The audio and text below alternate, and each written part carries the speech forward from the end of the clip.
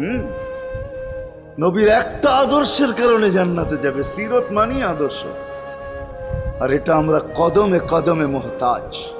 কেননা এই ছোট জীবনটা যদি গ্রহণযোগ্যতা পর্যন্ত পৌঁছাইতে হয় আল্লাহর কাছে, চাই নারী হই, চাই যুবক হই, চাই বৃদ্ধ হই, যেই মানুষই হই না কেন, যেখানেরই হই না কেন, যেই বাসারই হই না কেন, যেই বর্ণেরই হই না কেন, যেই পেশারই হই না কেন, যেই সোসাইটিরই হই না কেন, এই জীবনটাকে যদি গ্রহণযোগ্যতা পর্যন্ত পৌঁছাইতে হয় কার কাছে? দুনিয়াওয়ালাদের কাছে না, মালিকের কাছে, যিনি এক ফোঁটা পানির থেকে অস্তিত্ব দিছেন, যার কাছে আবার আমাদেরকে ফিরা যেতে হবে।